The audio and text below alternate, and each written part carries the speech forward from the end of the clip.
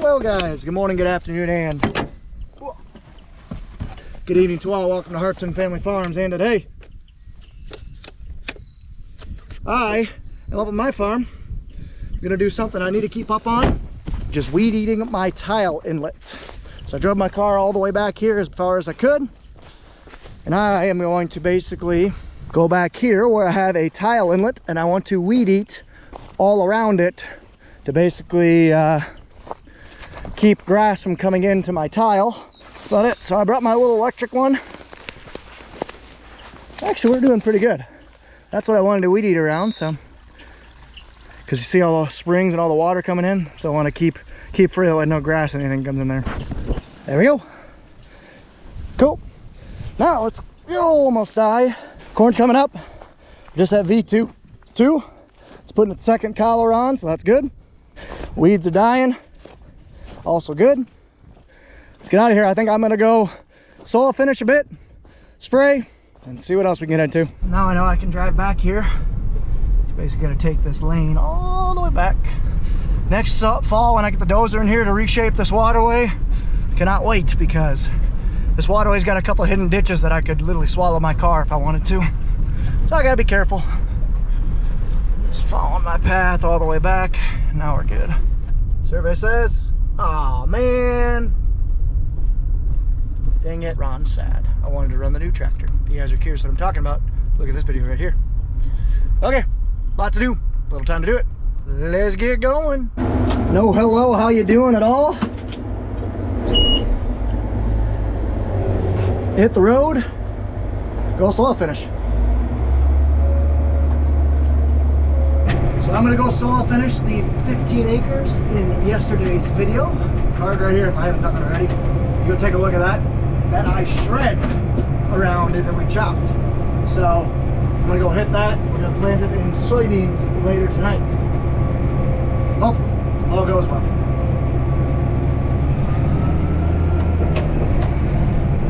So we chopped all this yesterday, and I'm going back to a 15-acre field back here that we haven't done anything with yet. I'm gonna work it because it's been chiseled last fall, I should say. We chiseled that last fall, and Nathan's gonna plant all this in soybeans.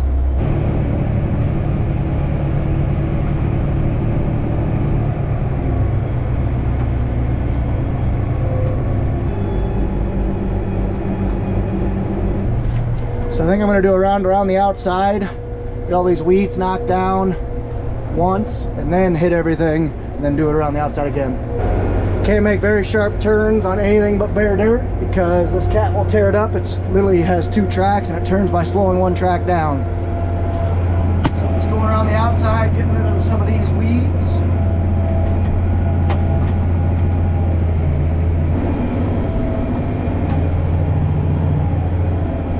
Two. And we're rolling.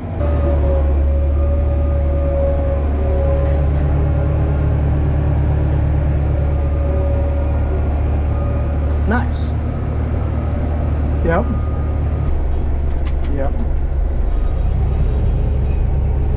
Sorry about that, guys. I was on the phone for that entire field. That entire field took 36 minutes because that's how long I was on the phone for.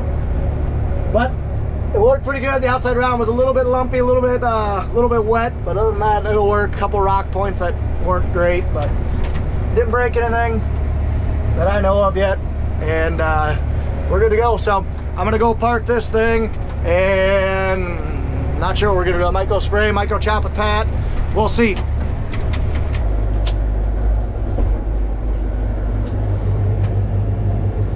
Let this thing cool down for a bit. Pat's just running an errand real quick. He'll be back in a couple minutes, and we'll get a game plan what we want to do. Curtis is out baling hay. Darren is out raking hay, and Nathan is, I think, getting his bean planer going.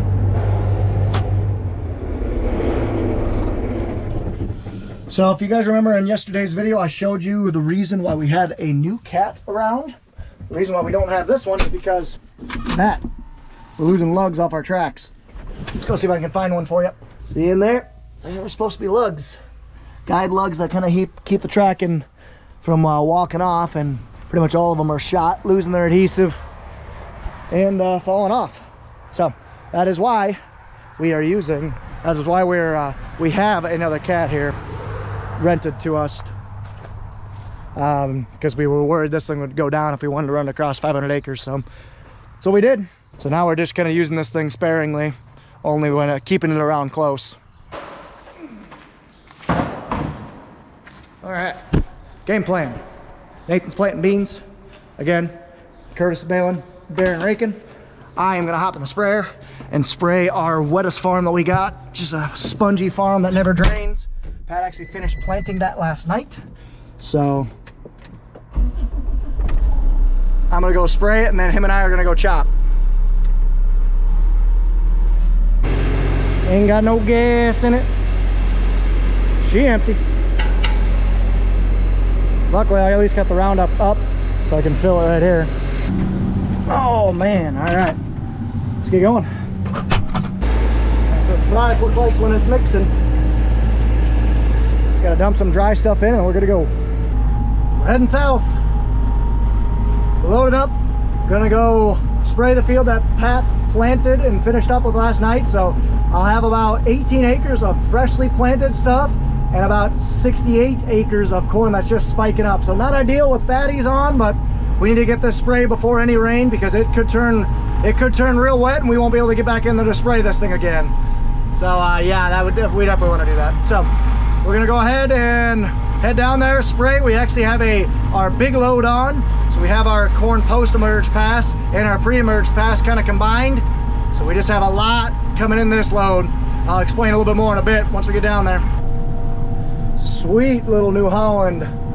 That's a nice one there. We're rolling. Corn is just starting to spike up here. Not too bad though, but enough that we're trying to get everything killed.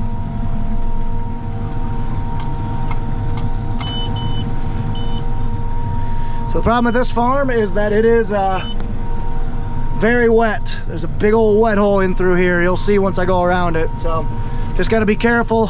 I'm actually happy I'm doing this with my floater tires, because there's a lot less of a chance of me getting stuck. So that's good.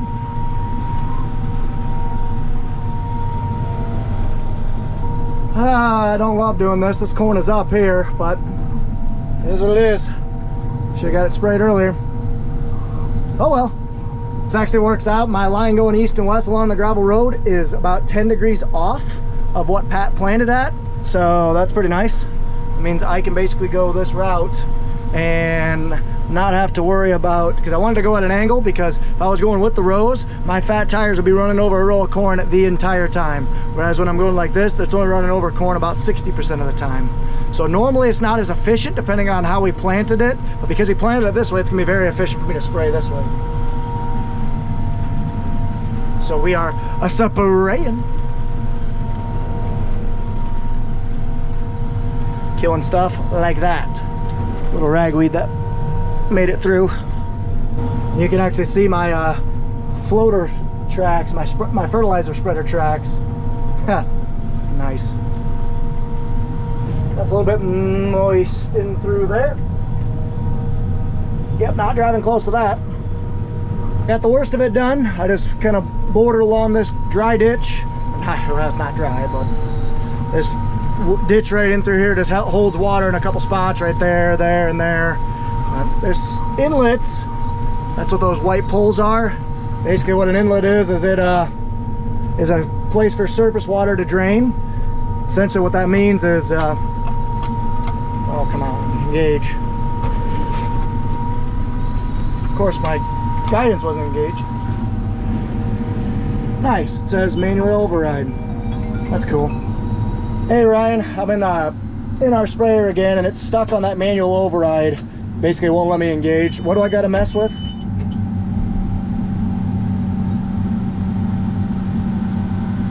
Oh, it's that switch. Well, that was fun. So my guidance wouldn't engage because it kept saying that my steering wheel was moving. So I think we got a part going bad. Talking to my local AMS rep, my guidance rep for the at the local dealership. So back going. Basically he just told me to tap on it and hopefully it'll work. Well, and it worked, so hopefully it keeps working. We'll definitely have to replace that come next chance we get. next downtime. That's why I want my auto steer. I am going angled, not going with the rows, I'm going against the rows, as you guys can see. So definitely would be pretty difficult to manually steer if I was doing that. Yeah, it keeps doing that. It keeps saying manual override when I'm not overriding anything, as you can see. So last time I just got out of it after sitting here for a second. I literally put it in park, idled it down as I was gonna get out to tap on it again, and it worked. So I'm just gonna wait a little bit, especially because Pat hasn't even left yet. Yep, that's okay. So I'm in a rush. I'm gonna go tap on that sensor, try to work on that a little bit while I'm waiting for Pat. He's having some trouble with the spray trailer, and then we'll hopefully I'll be down here soon. Here's the dealio, folks. Still waiting on Pat. It's been about 20 more minutes. That's okay. Okay. What that issue is the system thinks I am manually overriding auto steer. So when I turn on the ends, I want to basically, when I turn the steering wheel, I want auto steer to kick out because I want to control the sprayer, not the auto steer. So when I turn, that's fine, kicks it out, that's perfect. But when I stop turning, after about 3 seconds, it's supposed to be go away from manual override and say ready to engage. That way I can engage auto steer when I'm ready to. But the issue is it's always saying manual override.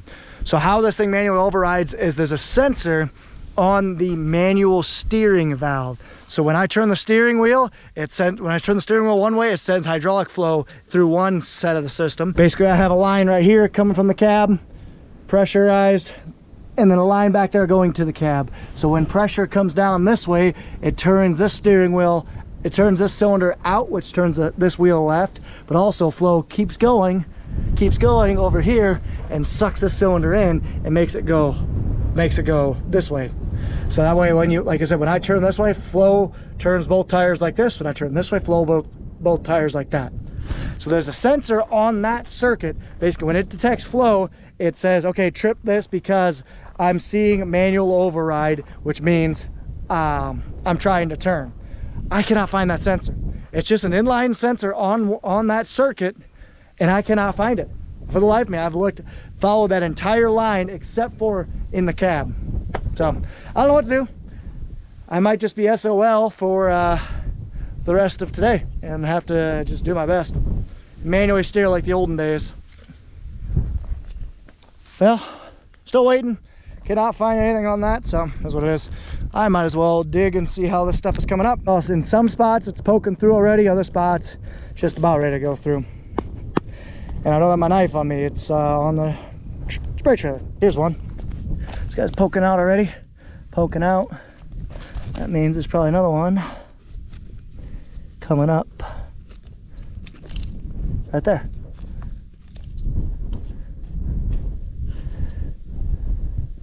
Shooting that root out. There. So we might need a rain to help these guys out. We have what's called a crust right now. What a crust is basically just a layer that seeds can't penetrate through. And obviously I could go through one by one and flip up the spots for seeds. Yeah, same thing. But that won't work. Typically if you have a crust, you can run what's called a rotary hoe, and all it does is come through and stir up that top ½ inch of soil. Just breaks up that crust. But not a lot of guys have them anymore. They're pretty not antique technology, but it's an old technology, that's for sure. That's what we're trying to kill right there. Well, here comes Patrick. Now ready to roll. Load it up. So he's gonna get out of here. So am I. We're gonna keep spraying. There he goes. And now we go. Individual nozzle control is sweet. Saving me loads of product. Which I like it. Well, not loads, but saves enough. Just cuts over that overlap, just being a good steward of the land. Pat had trouble basically getting an adapter from the chemical pump to that tank.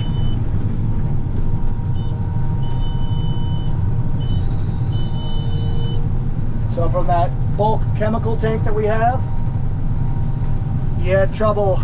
We didn't have an adapter from the pump. The bring chemical from that bulk tank into our mixing system. So that was the big trouble he had.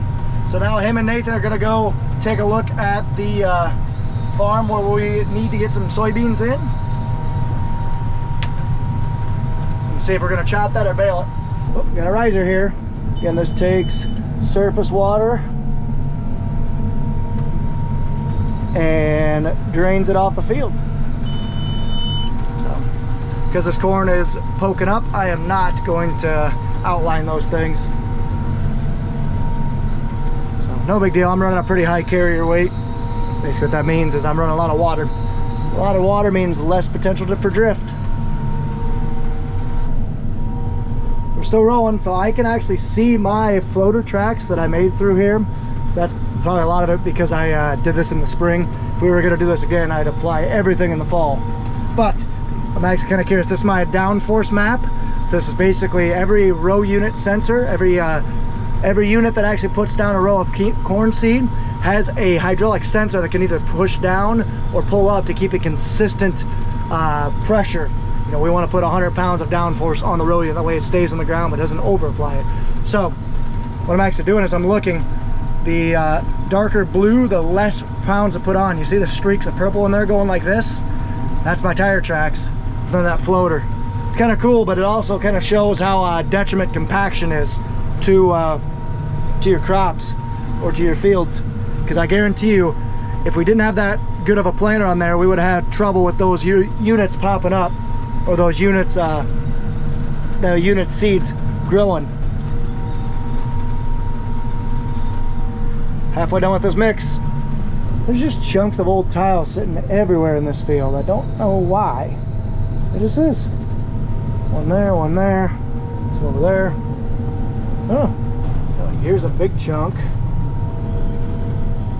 And there's a smaller chunk. And this is why I'm out here. See those little weeds? This little ragweed, grass, there's some water hemp in through there. That basically just got missed by the tillage. I'm out here killing them. Ugh. On my last run, and don't you hate it when you're on the opposite end of the field, you got a dead head to the other side? Yeah, it sucks, but you know what?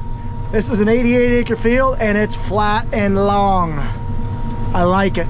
And there's, ooh, wee.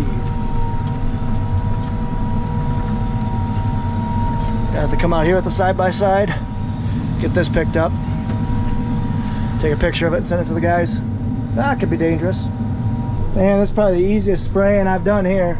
Usually it's kind of mucky and we gotta worry about getting stuck and all that fun stuff. I think we're only gonna spray this thing once, and hopefully this big rate of this big batch I got a hold. So basically I have my full first pass rate in here. So I got mesotrione, dual Roundup, water conditioner, but I also have a dicamba based product called Status. So that's a big heavy residual we're putting down to basically make sure that the Roundup and mesotrione kills everything on top, like the ragweed and whatnot. But then between the Status, mesotrione, and dual, lay down a nice blanket that does not let any other weeds come up. That's the hope. So last pass.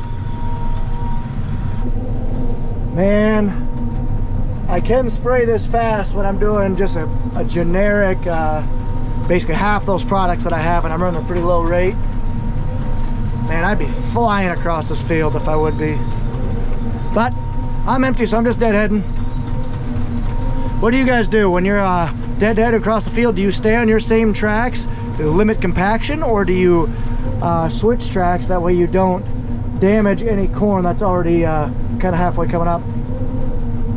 Heading back, I got about 2-ish acres left. I'm gonna go clean out at a field near Pat's place, and then shut the sprayer down and probably go either chop hay or move hay. Here comes a John Deere 4440 with the new Holland round baler. So that's a 4455. My mistake. So this field right here north of the wheat is what I'm going to clean out with. I mean clean out, just basically empty out my 2 acres of product that I got left. That way I am as empty as possible. It's just good to do that, especially when you got atrazine in the tank. This will be the last pass until I am emptied out.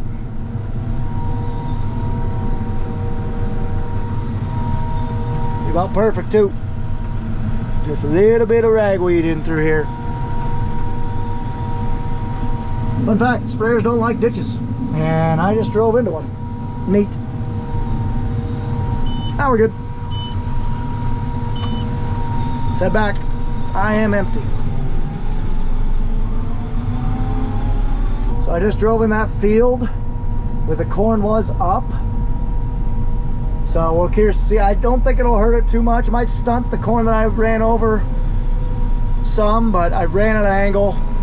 I think we'll be all right. There's Mark and Colton picking up some round bales. Bales look good, guys. Whoops. Just gave it a little left tap. No big deal. Okay, let this thing cool off for a smidge, and then I'm not sure what I'm gonna do. Hopefully go pick up bales or chop.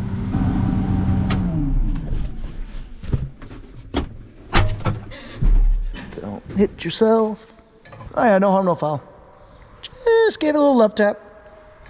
Okay, so the guys are just coming back from the Kunow farm. We were thinking about chopping that, but it's honestly too dry. It's been on the ground for 2 days, so that hay is dry enough. We're just gonna go up and bale it tonight. So I'm not sure what I'm going to do now. If I'm going to go pick up bales, or I'm not even sure. So the guys should be back here very shortly, and then basically we'll get a plan together. Oh, this for a parallel parking job. Not too bad. Okay, we're gonna put the chopper away and start stacking the shed.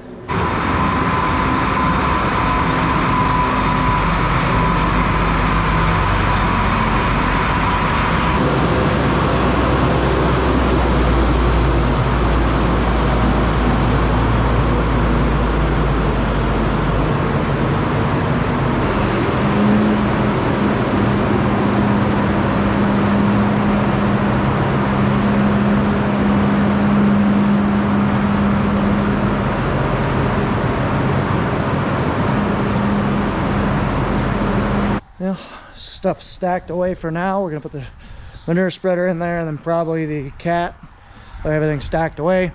I'm actually gonna go out back and shred along that field in the back there that I did the waterways at. I'm gonna shred along that, my dad's tractor, then we're gonna unhook it, and then probably drop the oil in my dad's tractor. We need to get the oil changed and some filters changed and get that back to him. So this 15-inch corn looks all right. It doesn't look the greatest, if I'm being honest. Just looks a little uneven. That just could be because it's our planter, and this field has a lot of compaction, but it looks all right. So I'm actually going to go ahead and shred around this entire field back here. That way we know we can go right to the field edges and whatnot when we disc it down, because it's got a lot of manure hauled on it. So I'll finish it and plant it. This is going to be our last field of corn back here. Nathan got everything out back planted that I got soil finished this morning. PTO engage.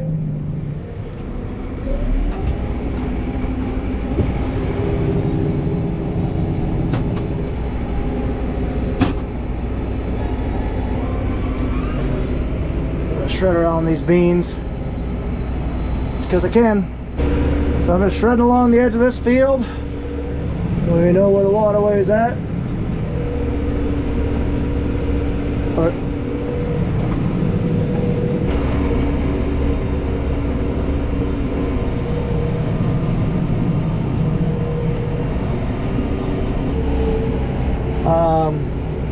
that's a hole I fell into right there. All done.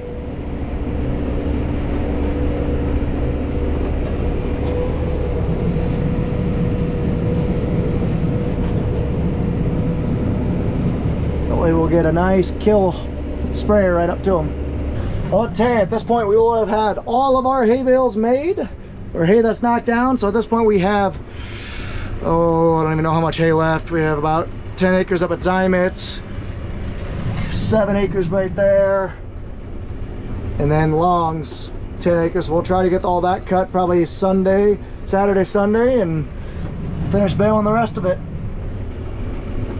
So now we'll go ahead and bring this thing back, unhook it, and drop the oil in this tractor so that way my dad can take it back.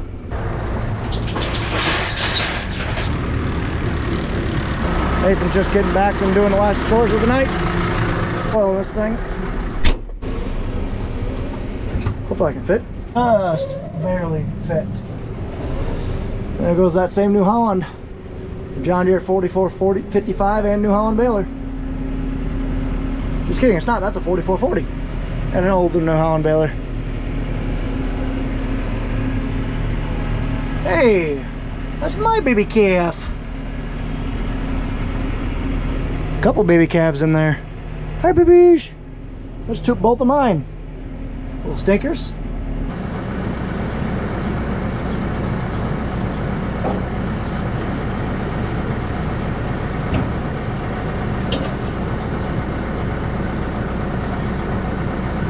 There we go.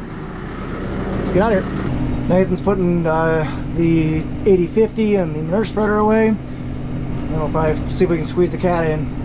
Pass down to his place, put back in the planter in. Alright, good enough.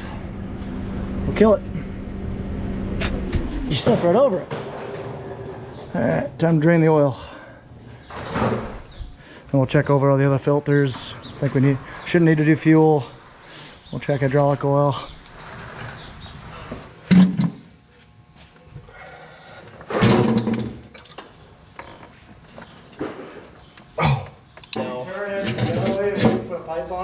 What? Can you turn it 90 degrees and put a pipe on it? Yeah, let's try it this way. Yeah, do that, and then we'll put a pipe on it. There, I got it. Come a little closer, like underneath me. Okay, see how this goes. Yep. We'll find out, I guess, huh? Holy cow, it's hot. I don't believe it. Come on. Just get your hand out of there as soon as you get it. Yeah! You alright? Yeah. Alright. Can we get another bucket? It's right by my foot.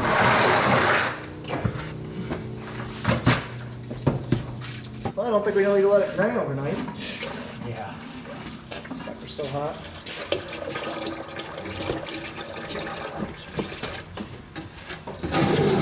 So I just found out that yesterday my mom was here cutting grass and she actually had to go to the ER. She I think she hit a stump up there walking around and fell into the fence. Yeah, right up there. So she's okay. I haven't called her yet this morning or today and see how she's doing, but I called her last night and she's doing all right. So stuff can happen on the farm, doesn't matter what you're doing. Babies! Sounds like Curtis just got back with the baler from Bellevue. We got the oil dropped on my dad's T6 155. So we gotta change some fluids on it. Oil, air filter gotta get blown out, add some filters and all that fun stuff, because this thing lives up in Bellevue 11.5 months out of the year. So we are good. I am going to head home for the night, 8:30, Friday night. Local town's actually got its festival up here, so might go hang out there for a little bit. So anyway, appreciate you guys watching. Take care, take it easy, stay safe, and I will hopefully see you guys on Sunday. And that might be the last video we have for a very long time, and I will tell you why. All right, just wanted to give you guys a quick update. Yes, I did have my ACL reconstruction surgery about 8 days ago today on the 21st, 20th, something like that. So I'm going to be down for the count. Going to be on crutches for 4 weeks or so. I can't drive for 6 weeks. So the video's going to be a little slow until we get into August. But hopefully this recovery goes good and I'll be able to be back in full first by harvest. So I appreciate all the comments and all the thoughts and prayers, guys. It's could have been a lot worse, that's for sure. So I'm laid up on the couch for a while. So appreciate the thoughts, guys. Take care, take it easy, stay safe, and ta-ta for now.